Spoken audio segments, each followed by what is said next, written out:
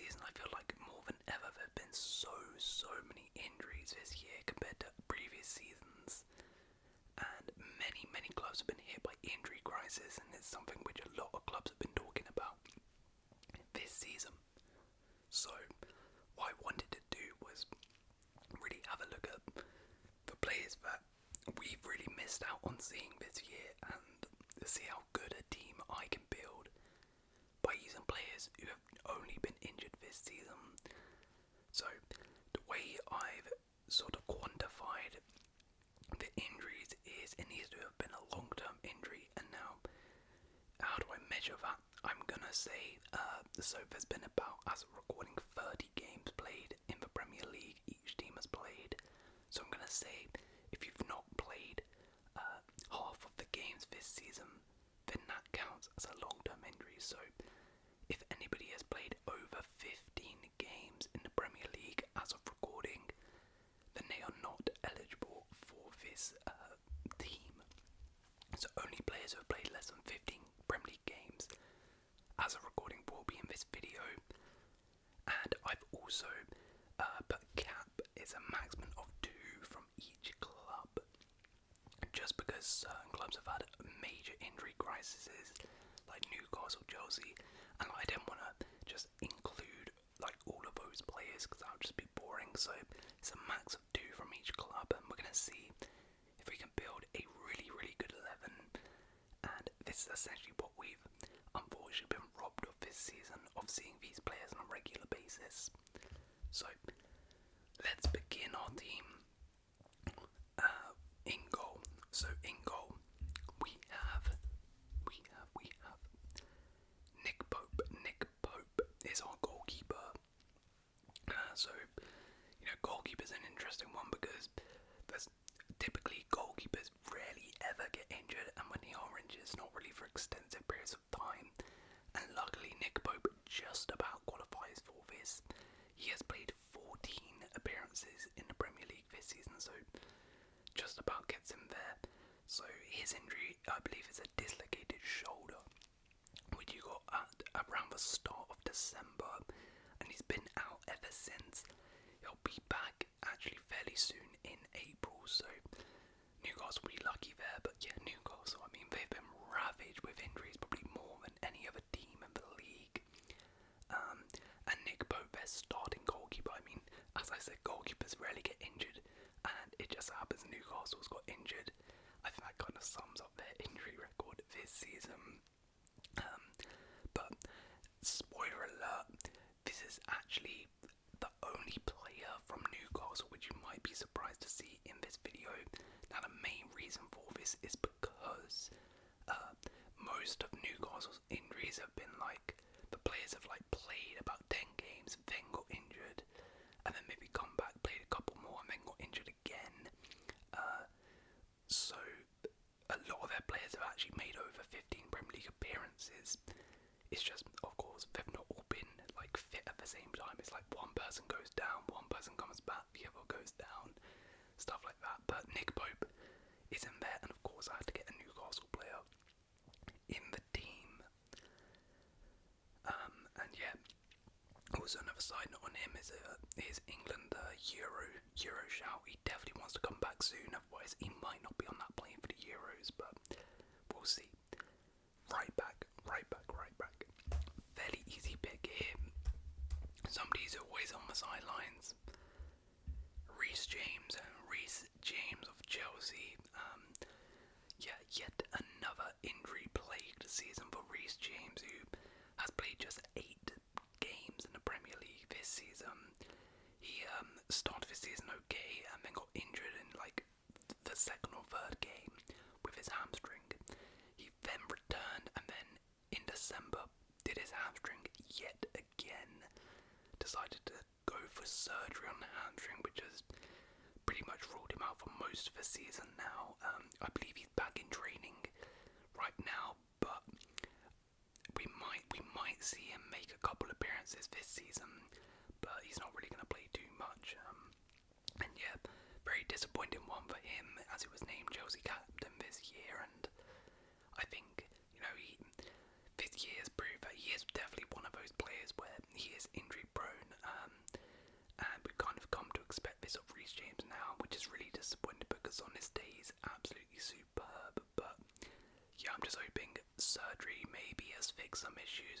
know, I'm not a doctor, but I'm hoping that's helped him, and next season is going to be a massive one for Reece James and his career, because he hasn't proven that he can stay fit for a season, because yet again he's had a whole year out this season.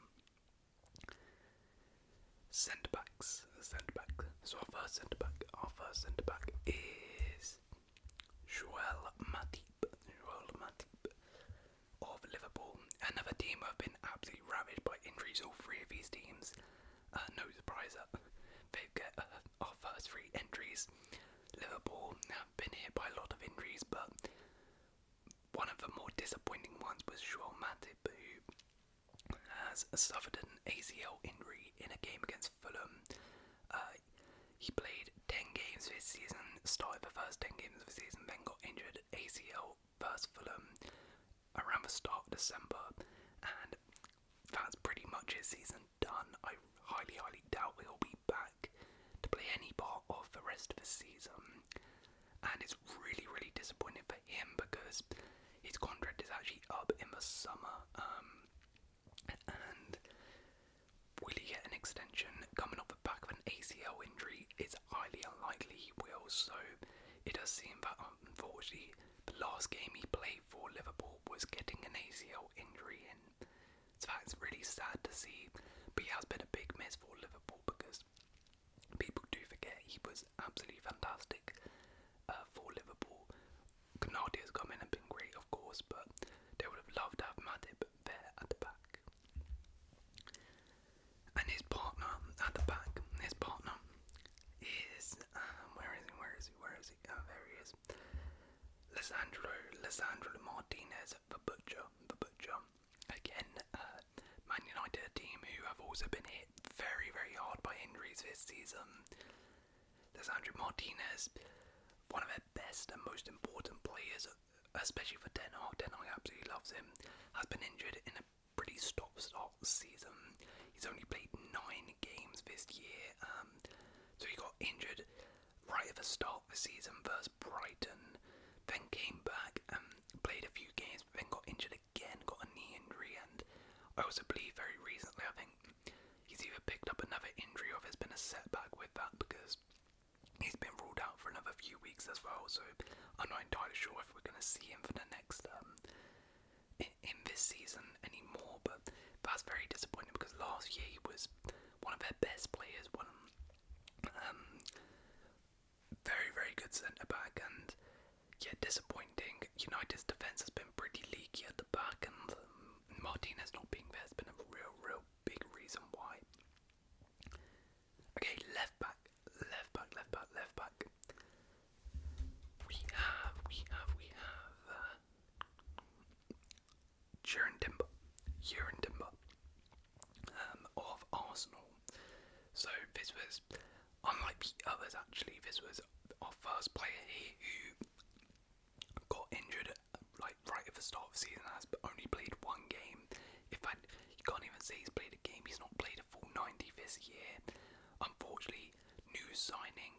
This is probably one of the saddest ones actually on this list, because he signed in the summer from Ajax. Arteta was thinking of playing him at left back.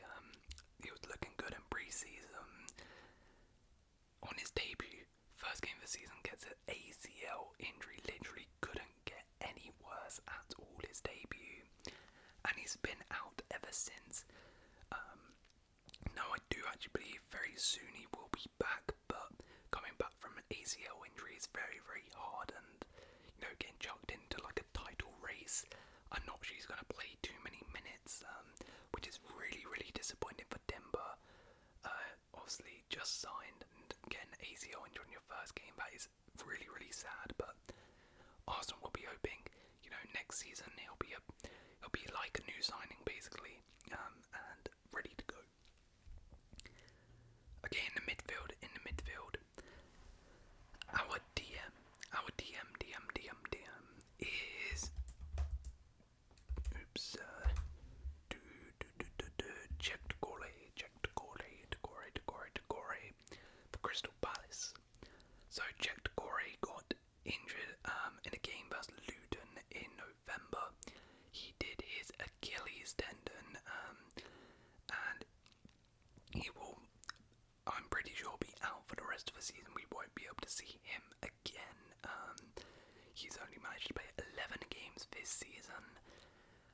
yeah, that's really disappointing for Palace because he is similar to Martinez. He came in last year and was absolutely terrific.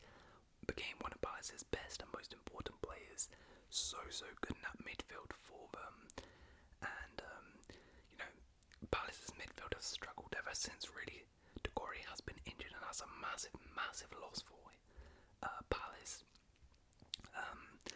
Yeah, out for the rest of the season. Very disappointing. And also, on a personal note for him as well, because I really do think he had a good first season last year. If he had another really good year this year, a lot of bigger clubs would have been sniffing around him, but unfortunately got an injury, so that has stifled any chance of a move happening. Next up in our midfield, we have another Man United player, Mason Mount. So Mason Mount, as of recording, has played 9 games. Actually, Mason Mount, I just realised, is our first player who's actually fit now. Right now, he's actually fit. Everyone else is currently in the treatment room, but Mason Mount is fit now. However, he hasn't been fit for most of the season. Only played 9 games this year. He got injured right at the start of the season, and then when he came back, got injured again in December with a calf injury, and has only just recently returned. Did manage to score recently as well, which is good for him, but he's slowly being eased back in, and his minutes will be managed very much. Again, really disappointing. Similar thing to Timber. Came in as a new signing. United spent a lot of money on him as well. I mean, he's just been ravaged with injuries, which has just not helped him at all. And also, like Nick Pope, the Euros it's looking like his place on the plane is pretty much gone, which is pretty crazy to say because at the last World Cup and Euros he was playing like every game. But I mean, unless he doesn't have a very good end to the season, he's probably not making the Euros due to his injuries he's suffered this year, which is very disappointing. So yeah, not good for Mount this year. Okay, and finishing off our midfield, probably the best player in this team is of course Kevin De Bruyne. Kevin De Bruyne, again, like Mount, is another player who is fit today and is playing games now. However, he has not been fit for a large portion of the season. In sort of a urine timber fashion, he actually got injured on the first game of the season. First Burnley, the opener, he did his hamstring and he was out for 5 months, which is pretty bad. And to be fair, thinking about that now, I mean, that's pretty insane how City have managed to cope all that while without one of their best players in Kevin De Bruyne for 5 months. And you did see the impact he had on the team when he returned, instantly lifted them. But he has actually only played 10 games in the Premier League this season, missing most of those due to injury and then, being eased back in. So yeah, Kevin De Bruyne, another injury hit season by him. Seems to pick up like a fairly big injury every single season, which is not good for him, especially as he gets older. Yeah, his minutes are slowly dropping each year, but he still keeps his class, which is full credit to him. Alright. On the left wing, we have where is he? Solly March on the left wing. Solly March for Brighton has been injured for most of this season, so he's only played 7 games for Brighton this year.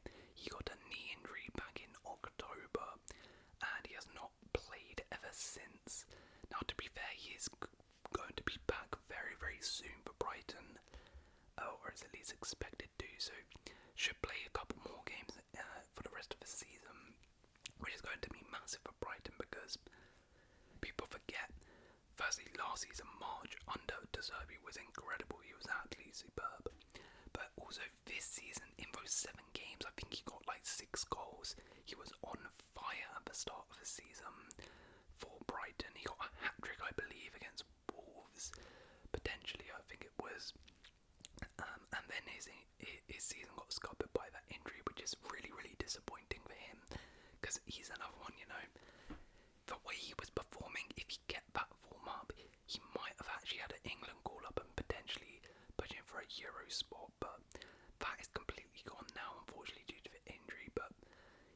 back soon, and Brighton will be very, very happy about that. On the right wing, we have Michael Elise of Crystal Palace, our second Palace player.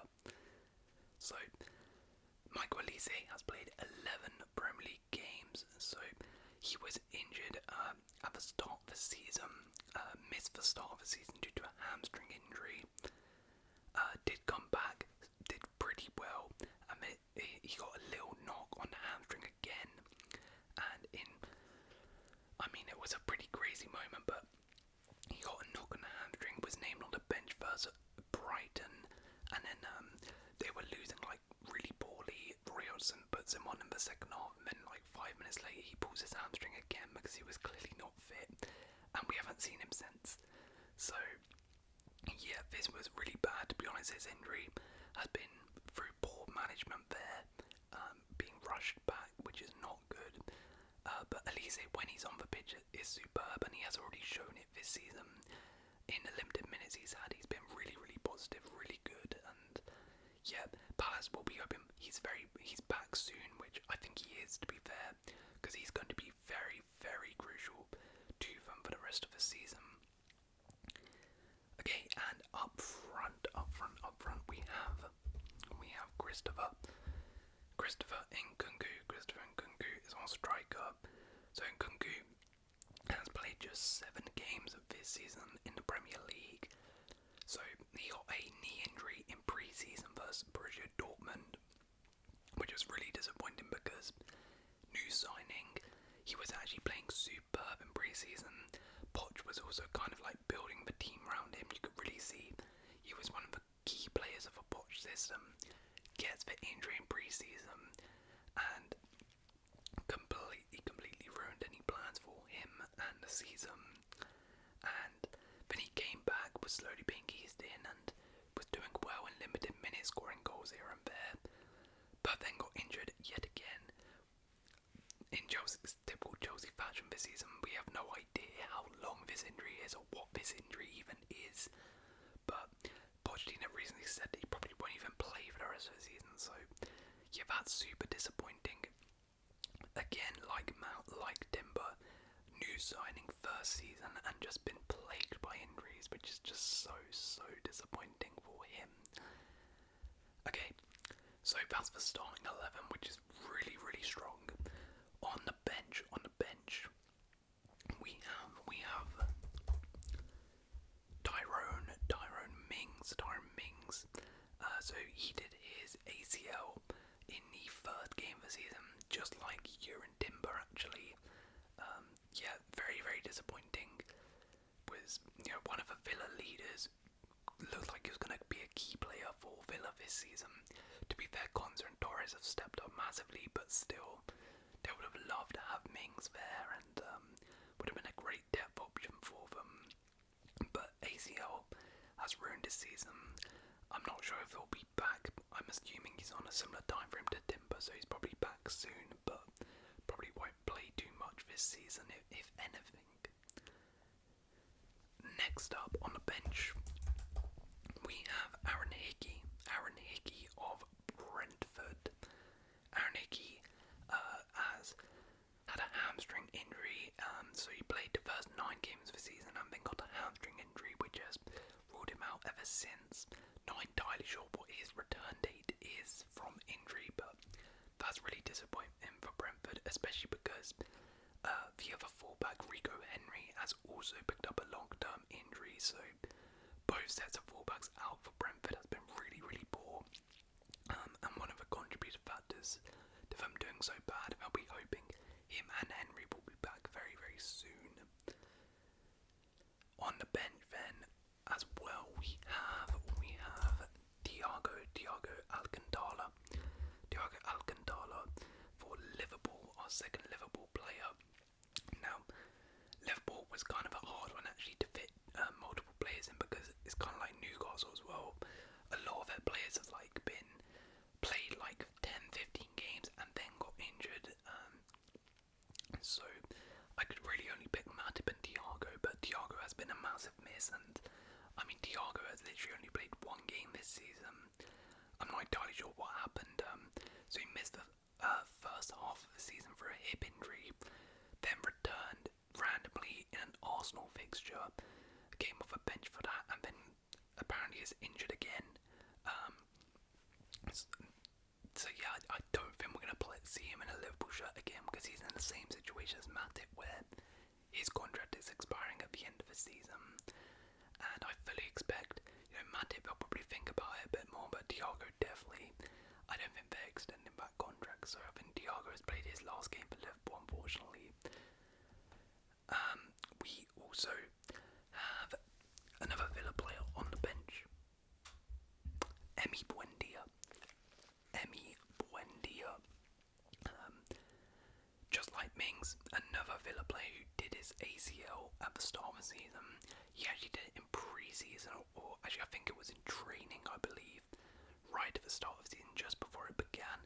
And that was a big miss for Villa, because Buendia had a pretty good year last year when Emery came in, and was going to be a key player for them, but yeah, he's missed the entire of this season. And similar to Mings, I'm assuming he'll be back soon, but probably won't play too big a role in the rest of the season. Next up, on the bench, we have another Brighton player. Where is he? Julio Enciso.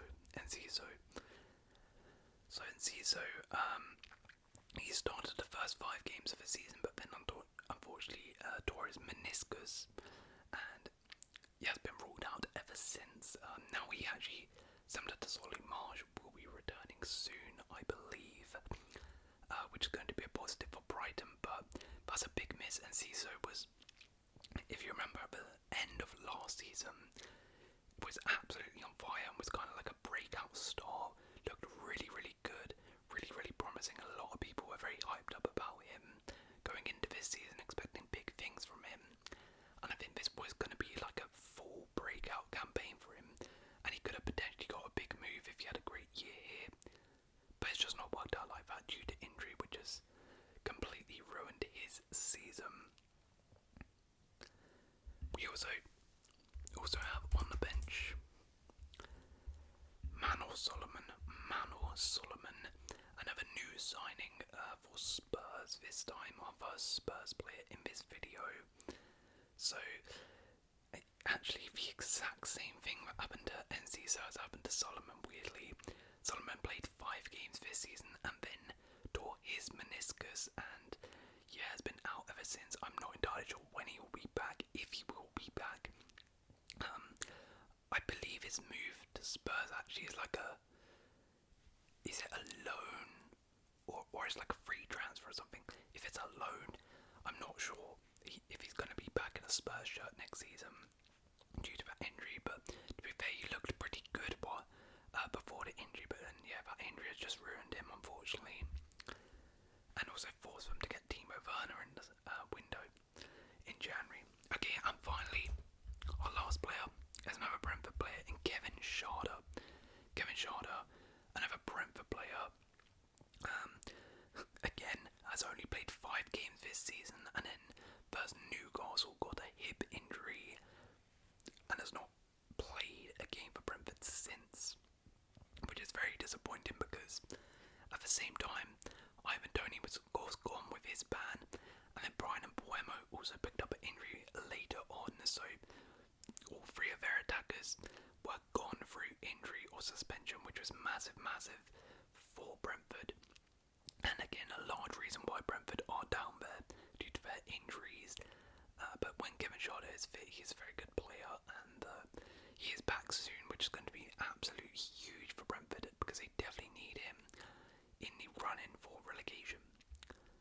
Right, so this is the team then, so let's run through it. We've got Nick Pope in goal, Reece James right back, Shaw Matip and Lisandro Martinez centre back, Kieran Timber left back, Chet Decore, Mason Mount and Kevin De Bruyne are the midfield 3, Solly March, Christopher Nkunku and Michael Elise the front 3, and on the bench we have Tyrone Mings, Aaron Hickey, Thiago, Buendia, Enciso, Manor Solomon and Kevin Schade.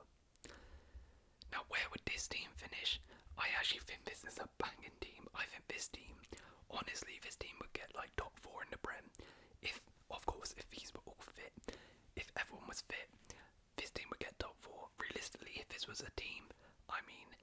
I'll probably spend more time in a medical room than on the pitch. We'll probably have to forfeit some games because these guys will be in the hospital. But yeah, that's the team. Let me know anyone I missed out from this list. Hope you guys have enjoyed. Please leave a like, consider subscribing, and I'll see you in another video.